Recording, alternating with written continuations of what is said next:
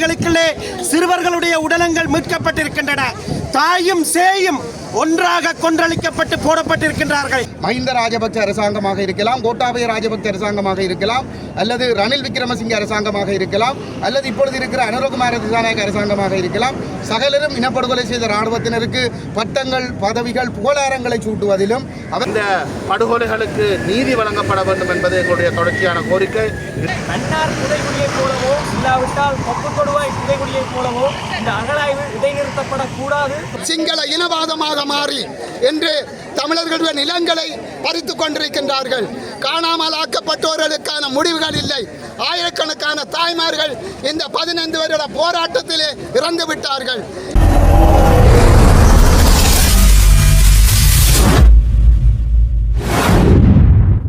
சிறுவர்கள் கொலை செய்யப்பட்டிருக்கின்றார்கள்.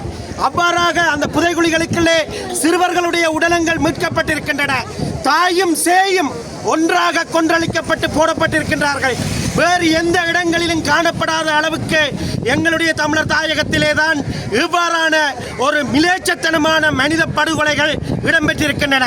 வடக்கு கிழக்கு தாயகம் தோறும் மனித புதைகுழிகள் காணப்படுகின்றது. அது சர்வதேசத்தினுடைய நிரூபிப்புக்குள்ளாக வேண்டும்.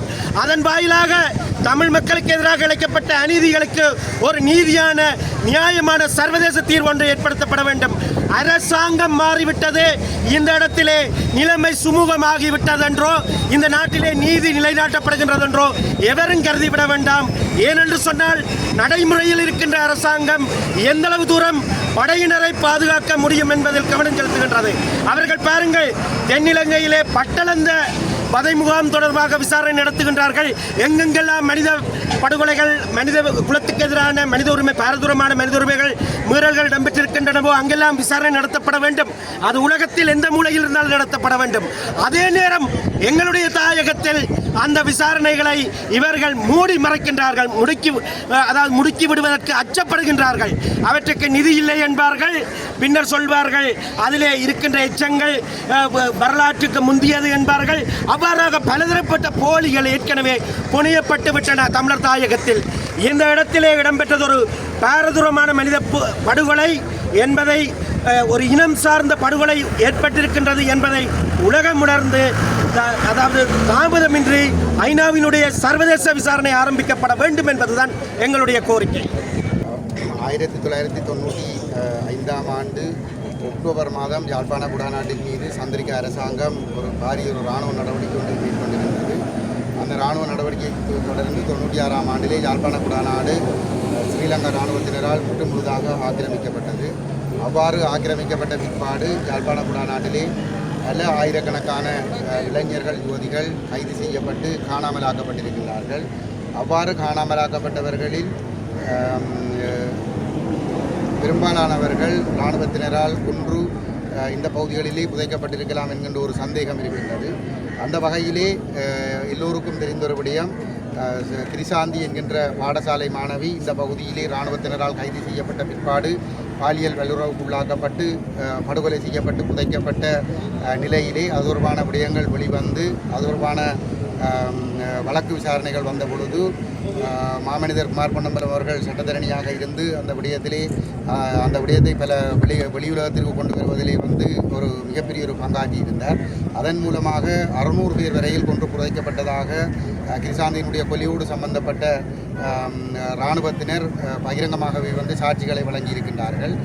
அதற்கு பிற்பாடு அந்த புதைகுழிகள் தொடர்பான விடயங்கள் அனைத்துமே மூடி மறைக்கப்பட்டிருந்தது. இவ்வாறான ஒரு சூழலிலே 2009 யுத்தம் முடிகின்ற நிலையில் தமிழீழ விடுதலை புலிகளுடைய அந்த ஆளுகையின் கீழ் இருந்த பகுதிகளில் இருந்து யாழ்ப்பாணத்திற்குள் வந்தவர்கள் குடும்பமாக காணாமல் போன சம்பவங்கள் நடைபெற்றிருக்கின்றது. கடல் வழியாகவும் வேறு வழிகள் ஊடாகவும் யாழ்ப்பாணத்துக்குள் வந்தவர்கள் இராணுவத்தினரால் கைது செய்யப்பட்டு குடும்பங்களாக குழந்தைகள், குட்டிகளோடு காணாமலாக்கப்பட்டிருந்தார்கள்.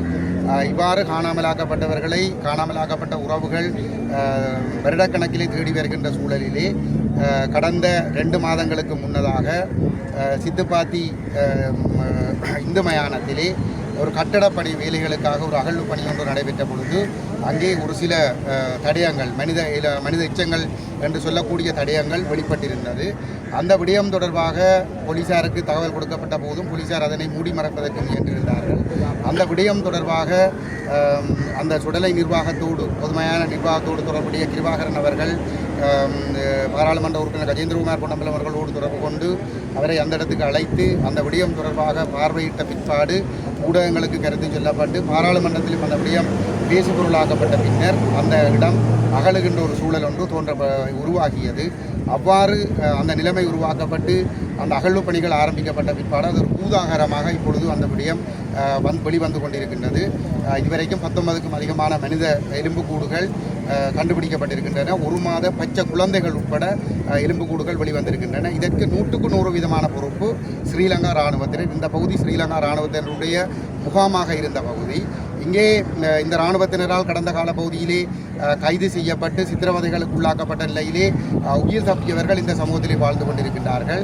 அவர்களுடைய சாட்சிகளின்படி பெண்கள் பாலியல் வல்லுறவுக்கு உள்ளாக்கப்படுகின்ற பொழுது அவர்கள் கொடூரமாக மரண ஓலம் எழுப்பிய அந்த கொடூரமான அந்த நினைவுகளை பலர் இன்னும் சுமந்து கொண்டிருக்கின்றார்கள். ஒரு சர்வதேச பக்கச்சார்பற்ற விசாரணை ஒன்று நடைபெறுமாக இருந்தால் அவர்கள் சாட்சிகளை சொல்வதற்கு தயாராக இருக்கிறார்கள். எங்கெல்லாம் இராணுவ முகாம் அமைக்கப்பட்டிருந்ததோ அந்த இடங்களில் எல்லாம் குறிப்பாக இந்த அரியால பகுதிகளிலே பெருமளவானவர்கள் கொன்று புதைக்கப்பட்டிருக்கக்கூடிய ஒரு சூழல் ஒன்று இருக்கின்றது. ஆகவே அந்த புதைகுழிகள் அனைத்தும் இந்த இராணுவ முகாம்களாக இருந்த இடங்கள் அனைத்தும் அகழ்ந்து பார்க்கப்பட வேண்டிய ஒரு கட்டாய தேவை இருக்கின்றது. அதேபோன்று வவுனியா மாவட்டத்திலும் ஏனைய மாவட்டங்களிலும் கூட இராணுவ முகாம்கள் இருந்த இடங்களிலே அகழ்வு பணிகள் மேற்கொள்ளப்படுமாக இருந்தால் நிச்சயமாக இந்த எலும்புக்கூடுகள் வெளிவரக்கூடிய ஒரு சூழல் இருக்கின்றது. மண்டைதீவிலே ஒரு பாரிய மனித புதைக்குழி ஒரு கிணற்றுக்குள் மண்டைதீவு கோட்டாபய ராஜபக்சவினுடைய தலைமையிலே அல்லது அவர் ஒரு படையணியிலே ஒரு முக்கியமான ஆளாக இருக்கிற பொழுது ஒரு படையெடுப்பு நடைபெற்ற பொழுது அந்த படையெடுப்பின் பொழுது கைது செய்யப்பட்ட பல நூற்றுக்கணக்கானவர்கள் கொன்று ஒரு கிணற்றுக்குள் போடப்பட்டு மூடப்பட்ட சம்பவங்கள் ஆதாரத்தோடு இன்றும் சாட்சிகள் வாழ்ந்து கொண்டிருக்கின்றார்கள். ஆகவே மண்டதீவு தொடர்பாக பாராளுமன்ற உறுப்பினர் ஸ்ரீதரன் அவர்கள் அண்மையிலே பாராளுமன்றத்திலே பிரஸ்தாபித்திருந்தார். அதனை நீதி அமைச்சர் மறுத்திருந்தார். அது நீதி அமைச்சருடைய ஒரு பொறுப்பற்ற ஒரு கருத்து. அவர் இந்த இனப்படுகொலை செய்த இராணுவத்தை பாதுகாப்பதற்காக முன்வைத்திருக்கின்ற ஒரு கருத்து. அவருடைய கருத்தை நாங்கள் மிக வன்மையாக கண்டிக்கின்றோம். ஆகவே இந்த மண்டதீவிலே இருக்கக்கூடிய அந்த புதைகுழி உட்பட வடகிழக்கில் எங்கெல்லாம் எங்களுடைய உறவுகள் கொண்டு புதைக்கப்பட்டிருக்கிறார்கள் என்று இந்த காணாமலாக்கப்பட்ட உறவுகளால் சந்தேகங்கள் வெளியிடப்படுகிறதோ அத்தனை இடங்களும் வந்து அகலப்பட வேண்டும். அந்த அடிப்படையிலே இப்பொழுது ஐக்கிய நாடுகள் மனித உரிமைகள் பேரவையினுடைய ஆணையாளர் அவர்கள் இலங்கைக்கு வருகின்றார். அவர் யாழ்ப்பாணத்திற்கு வருகை தர இருக்கின்றார். அவரை நாங்கள் வரவேற்கின்றோம். அவரிடம் நாங்கள் கேட்கின்ற விடயம் என்னவென்று சொன்னால் தயவு செய்து 15 வருடங்களாக இந்த மனித உரிமைகள் பேரவை ஒரு தவறு இழைத்திருக்கிறது. இனப்படுகொலை செய்த அரசாங்கத்திடமே இந்த பொறுப்புக்கூறலை ஒப்படைத்திருக்கின்றது. அதன் காரணமாக பாதிக்கப்பட்டவர்களுக்கு நீதி கிடைக்கவில்லை. ஆகவே அந்த மனித உரிமைகள் பேரவை உடனடியாக அந்த தவறை திருத்தி இந்த பொறுப்புக்கூறல் விவகாரத்தை சர்வதேச குற்றவியல் நீதிமன்றத்துக்கு கொண்டு செல்வதற்கு நடவடிக்கை எடுக்க வேண்டும். ஐக்கிய நாடுகள் சபையினுடைய செயலாளர் நாயகம் யுத்தத்துக்கு பிற்பாடு இலங்கைக்கு விஜயம் செய்து அவர் நியமித்த நிபுணர் குழு அறிக்கை சமர்ப்பித்த அறிக்கையின் அடிப்படையிலே யுத்த குற்றங்கள் மனித குலத்துக்கு எதிரான குற்றங்கள் நடந்திருக்கிறது என்பது சுட்டிக்காட்டப்பட்ட நிலையிலே அந்த அறிக்கையை மனித உரிமைகள் பேரவையினுடைய தலைவருக்கு பாரப்படுத்திய ஐநா செயலாளர் நாயகம் அதன் மீது நடவடிக்கை எடுக்க வேண்டும் என்று கேட்டிருந்தார். அந்த ஐநா செயலாளர் நாயகத்தினுடைய கோரிக்கையின் அடிப்படையிலே தான் 2012ஆம் ஆண்டு மார்ச் மாதம் இலங்கை தொடர்பான ஒரு பொறுப்புக்கூறல் விவகாரத்தை மனித உரிமைகள் பேரவை ஐநா மனித உரிமைகள் பேரவையிலே ஒரு தீர்மானமாக கொண்டு வந்திருந்தார்கள். அந்த தீர்மானம் இனப்படுகொலை செய்த இலங்கை அரசாங்கமே அதனை விசாரிக்க வேண்டும் என்று வலியுறுத்துவதாக இருந்தது.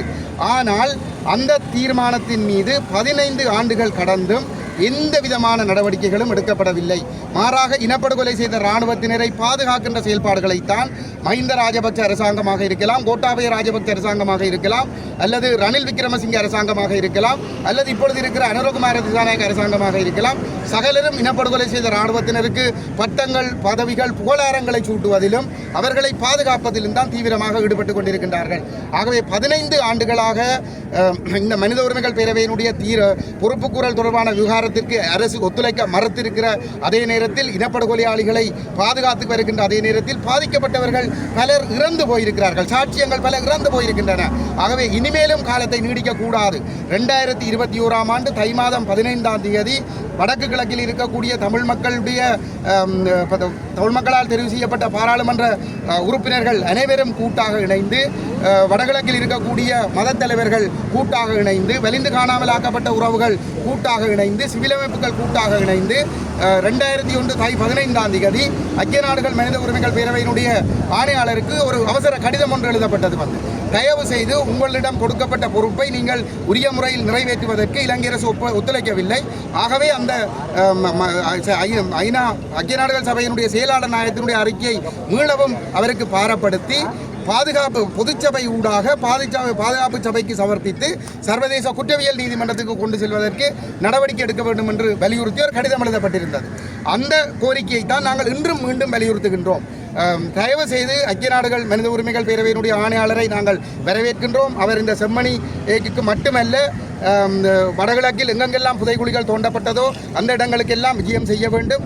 அதே நேரத்தில் எங்களுடைய மக்களுடைய நிலங்களிலே சட்டவிரோதமாக விகாரைகள் அமைக்கப்பட்டிருக்கிற தையெட்டி, குருந்தூர் மலை மற்றும் குச்சவெளி போன்ற இடங்களுக்கு நேரடியாக சென்று பார்வையிட வேண்டும். மயிலத்தமடு, மாதவனை பகுதிகளை சென்று பார்வையிட வேண்டும். இவ்வாறான இடங்களையும் பார்வையிட்டு எங்களுக்கு எதிராக தொடர்ந்து இடம்பெறுகின்ற கட்டமைப்பு சார் இனஅழிப்புக்கு ஒரு நிரந்தர முற்றுப்புள்ளி வைக்கக்கூடிய விதமாக அவர்களுடைய அவசரமான தலையீட்டை செயல்பாட்டை நாங்கள் கோரி நிற்கின்றோம்.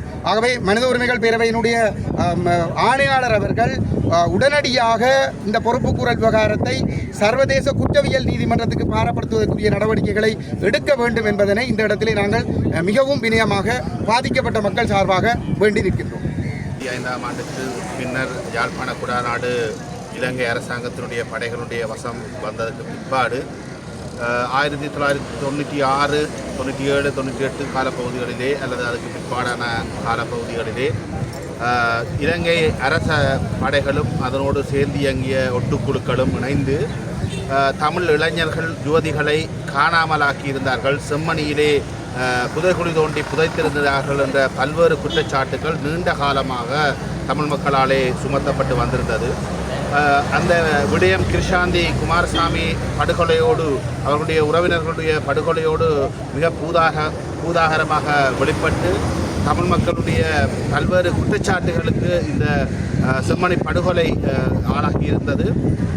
எனினும் இலங்கை அரசாங்கம் அதனோடு சேர்ந்து இயங்கியவர்களும் அதனை தொடர்ச்சியாக மறுத்து வந்த நிலையிலே தற்சமயம் சித்துப்பாத்தி இந்து மயானத்திலே பல்வேறு இளைஞர்கள், யுவதிகள், குழந்தைகளுடைய எலும்புக்கூடுகள் கண்டெடுக்கப்பட்டு வருகிறது, தொடர்ச்சியாக கண்டெடுக்கப்பட்டு கொண்டிருக்கிறது.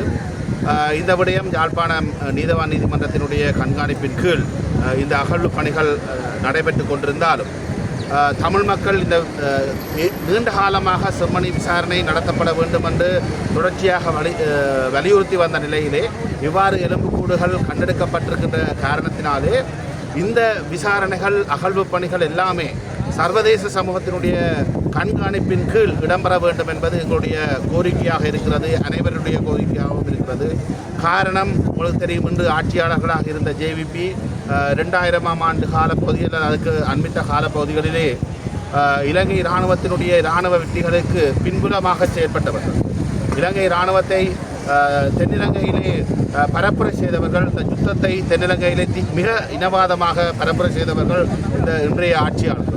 ஆகவே இந்த ஆட்சியாளர்கள் இந்த செம்மணி விசாரணையை சுயாதீனமாக நடத்துவார்கள் என்கின்ற நம்பிக்கை தமிழ் மக்களுக்கு கிடையாது.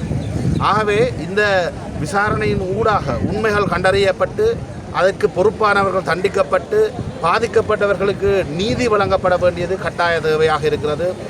எங்களுடைய இனப்படுகொலையினுடைய ஒரு அங்கம் இங்கு இந்த மண்ணிலே நிகழ்ந்து இருக்கிறது என்பது தமிழ் மக்களுடைய தொடர்ச்சியான குற்றச்சாட்டாக இருந்து வருகிறது. உண்மையிலே இந்த அகழ்வு பணிகளிலே கண்டெடுக்கப்படுகின்ற இந்த எலும்புக்கூடுகளுடைய காபன் பரிசோதனையின் ஊடாக எந்த காலப்பகுதியிலே இந்த நபர்கள் கொல்லப்பட்டிருக்கிறார்கள், புதைக்கப்பட்டிருக்கிறார்கள் என்பது மிக இலகுவாக கண்டறியப்பட முடியும். அந்த காலப்பகுதியிலே இந்த செம்மணி பகுதியிலே பாரிய இராணுவ முகாம் இருந்திருக்கிறது. அந்த இராணுவ முகாமிற்கு பொறுப்பானவர்கள் அடையாளப்படுத்துவது என்பது மிக இலகுவான ஒரு விடயம். ஏராளமானவர்கள் செம்மணியிலே புதைகுழி தோண்டி புதைக்கப்பட்டிருக்கிறார்கள் என்பது எங்கள் எல்லோருக்கும் தெரியும். அவர்களுடைய உறவுகள் இந்த மண்ணிலே இன்றும் வாழ்ந்து கொண்டிருக்கிறார்கள், சாட்சியாக இருந்து கொண்டிருக்கிறார்கள். அவர்கள் தங்களுடைய மரபணு பரிசோதனை ஊடாக புதைக்கப்பட்டிருப்பவர்களுடைய அடையாளங்களை உறுதிப்படுத்த முடியும். அதனூடாக புதைக்கப்பட்டவர்கள் யார் என்பதை அடையாளம் கண்டு அவர்களுடைய குடும்பங்களுக்கு நீதி வழங்கப்பட வேண்டும். இதிலே சம்பந்தப்பட்டிருக்கக்கூடிய இராணுவத்தினராக இருக்கலாம், அல்லது வேறு எவராகவும் இருக்கலாம், அல்லது அந்த உத்தரவுகளை வழங்கிய அனைத்து அரசியல் உயர் பீடங்களாகவும் இருக்கலாம். அவர்கள் அனைவரும் சட்டத்தின் முன் நிறுத்தப்பட வேண்டும். இந்த படுகொலைகளுக்கு நீதி வழங்கப்பட வேண்டும் என்பது எங்களுடைய தொடர்ச்சியான கோரிக்கை. இதற்கு நீதி கிடைக்கும் வரை தமிழ் மக்கள் அனைவரும் கட்சி பேதமின்றி, மத பேதமின்றி, சாதி பேதமின்றி, அமைப்பு பேதமின்றி அனைவரும் ஒன்று திரண்டு அதைவிட மேலாக நீதியை விரும்புகின்றவர்கள், நியாயத்தை விரும்புகின்றவர்கள், மனித உரிமைகள் இந்த நாட்டிலே இருக்க வேண்டும் என்று விரும்புகின்றவர்கள், அல்லது இந்த உலகத்திலே இருக்க வேண்டும் என்று விரும்புகின்ற அனைத்து தரப்பும் இந்த போராட்டத்துக்கு தங்களுடைய பேராதரவை இனம் கடந்து கூட வழங்க வேண்டும். தங்களையும் இந்த போராட்டத்தின் பங்காளிகளாக மாற்றிக்கொள்ள வேண்டும் என்பது எங்களுடைய கோரிக்கையாக இருக்கிறது. அந்த வகையிலே இந்த அணையா விளக்கு போராட்டத்தை நாங்கள் முழுமையாக ஆதரிக்கின்றோம். அதுக்கு முழுமையாக எங்களுடைய ஒத்துழைப்புகளை நாங்கள் வழங்கி கொண்டிருக்கின்றோம். அதுக்கு முழுமையாக தமிழ் மக்களும் அணியாக திரண்டு இந்த போராட்டத்தை வெற்றி பெறச் செய்து இந்த பாதிக்கப்பட்டவர்கள், புதைக்கப்பட்டவர்களுக்கு நீதி கிடைக்க நாங்கள் எல்லோரும் போராட வேண்டும் என்று கேட்டுக்கொண்டு விடைபெறுகிறேன். நன்றி. சர்வதேசம் நேரடியாக தலையிட்டு தொடர்ச்சியாக இந்த அகழாய்வில் தங்களையும் ஒரு பங்காளராக இணைத்துக் கொண்டு இந்த அகழாய்வில் நியமங்களை சர்வதேச தரத்துக்கு உட்பட்டு தொடர்ச்சியாக நடத்த வேண்டும் என்பதே எங்களுடைய கோரிக்கையாக இருக்கின்றது. இது மட்டுமல்லாது தொடர்ச்சியாக இந்த அகழாய்வில் எங்களுடைய மருத்துவ வீட மாணவர்கள், ஃபோரன்சிக் டிபார்ட்மெண்ட் ஸ்டூடெண்ட்ஸ் இந்த அகழாய்வில் ஒரு பகுதியினராக முதலாம் கட்ட அகழாய்விலிருந்து பணியாற்றியிருந்தார்கள். இரண்டாம் கட்ட அகழாய்விலிருந்து எங்களுடைய தொல்லியல் துறை மாணவர்கள், ஆர்கியாலஜி ஸ்டூடெண்ட்ஸ் எங்களுடைய கலைப்பீடாதிபதியின் ஒத்துழைப்புடன் தொடர்ச்சியாக இரண்டாம் கட்ட அகழாய்வில் பணியாற்ற இருக்கின்றார்கள். நாங்கள் வெறுமனே போராட்டத்தில் மட்டுமில்லாமல் இந்த அகழாய்விலும் தொடர்ச்சியாக யாழ் பல்கலைக்கழக மாணவர்களாக எங்களை ஈடுபடுத்தி இருக்கின்றோம்.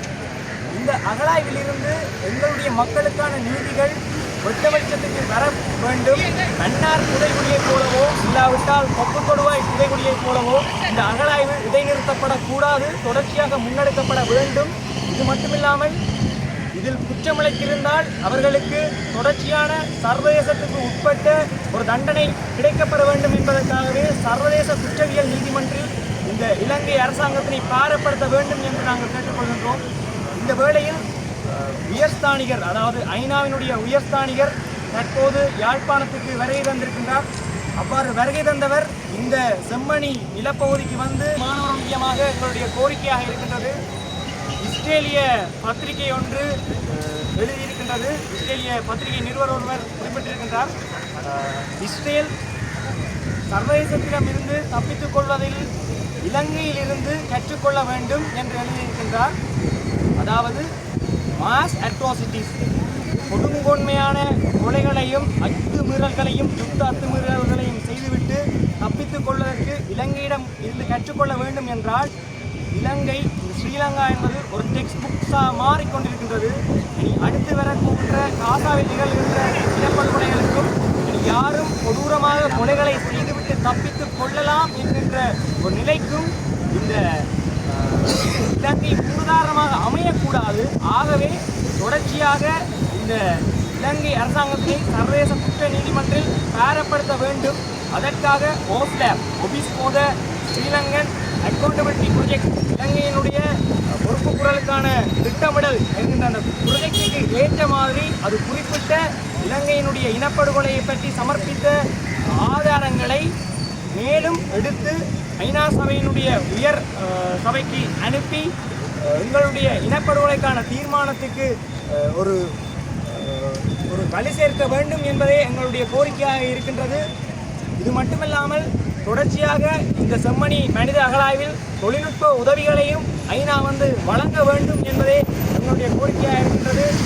நிச்சயமாக இந்த போராட்டத்தில் 25ஆம் தேதி இடம்பெறுகின்ற மாபெரும் அமைதி பேரணியில் மக்களோடு மக்களாக இணைந்து வடகிழக்கு தமிழர் தாயகமாக எங்களுடைய மக்கள் முற்று முழுவதுமாக திரண்டு இந்த போராட்டத்துக்கு வலு சேர்க்க வேண்டும் என்பதே எங்களுடைய கோரிக்கையாக இருக்கின்றது. இதே அனுர அரசாங்கம் சரியான ஒரு நீதியை நிலைநாட்டி சகல மக்களும் எங்களுக்குரிய விடுதலை பாதையை நிர்ணயித்து சிங்கள முஸ்லிம் தமிழ் மக்கள் இந்த இலங்கை திருநாட்டிலே ஒன்றாக வாழும் என்று சொன்னால் 30 ஆண்டு கால தமிழினத்தின் மீது தொடுக்கப்பட்ட அந்த யுத்தம் முடிவுக்கு வந்தாலும் கூட என்று தமிழர்கள் தமிழதாய பகுதியிலே நிம்மதியற்ற வாழ்க்கையிலே வாழ்ந்து கொண்டிருக்கின்றார்கள். நன்கு திட்டமிடப்பட்ட சிங்கள இனவாதமாக மாறி என்று தமிழர்களுடைய நிலங்களை பறித்துக் கொண்டிருக்கின்றார்கள். காணாமல் ஆக்கப்பட்டவர்களுக்கான முடிவுகள் இல்லை. ஆயிரக்கணக்கான தாய்மார்கள் இந்த 15 வருட போராட்டத்திலே இறந்து விட்டார்கள். என்றும் சொல்ல போனால் தமிழ் அரசியல் கைதிகள் கூட முற்றுமுழுதாக விடப்படவில்லை. எங்களுடைய காணிகள் பறிக்கப்பட்டு என்றும் இராணுவம் கையடக்கி வச்சுக்கொண்டு ஏமாற்றிக் கொண்டிருக்கின்றது. ஆனால் அரசு முழு பொய்களை சொல்லி எங்களை ஏமாற்றிக் கொண்டிருக்கின்ற வரலாறு தொடரக்கூடாது. இதற்கான இந்த சகல விவரங்களுக்கும் பிரச்சனைகளுக்கும் முடிவு வர வேண்டும் என்று சொன்னால் இதே அரசாங்கம் இதுக்கான விசாரணைகளை நடத்த வேண்டும். மனித புதைகுழிகளிலே இருந்து இந்த எலும்புக்கூடுகள் எடுக்கப்பட்டு இது கடந்தெடுக்கப்பட்டு இதுக்கு சரியான விசாரணை நடத்தி கண்டறியப்பட்டு இதை யார் செய்தார்கள், எப்போது செய்தார்கள் என்பதற்கான விசாரணைகள் நடைபெற்று சரியான ஒரு நீதிநிய விசாரணை இந்த தமிழ் மண்ணிலே கிடைக்க வேண்டும். ஆகவேதான் நாங்கள் ஒன்றை மட்டும் சொல்லுகின்றோம், போராடுவோம், எல்லா வகையிலும் சேர்ந்து போராடுவோம். மனித குலத்துக்கு எதிரான அத்தனை நடவடிக்கைகளுக்கும் ஒரு முடிவு வரும் வரையிலே நாங்கள் போராடுவோம். காணாமல் போனவர்கள் சங்கம் போராடும். இந்த மனித உரிமையை மீறி நடக்கின்ற அந்த சார்பாக இருக்கின்ற குரல் கொடுக்கின்ற அத்தனை தலைவர்களும் போராடுவார்கள், கட்சிகள் போராடும். இந்த இனத்திலே மீட்சி கிடைக்கும் வரைக்கும், விடுதலை கிடைக்கும் வரைக்கும், உண்மையான விசாரணை நீதி கிடைக்கும் வரைக்கும் நாங்கள் போராடி கொண்டிருப்போம் என்பதை இந்த செம்மணி புதைகுழி விவகாரமாக மாறியிருக்கின்ற, சர்வதேச விவகாரமாக மாறியிருக்கின்ற இந்த இடத்திலே நாங்கள் நிச்சயமாக நாங்கள் ஒரு நீதியை பெற்று நாங்கள் எதிர்காலத்திலே பயணிப்போம், மீண்டும் தொடர்வோம் இந்த போராட்டத்தை என்று இந்த இடத்திலே கூறி வைக்க விரும்புகின்றோம்.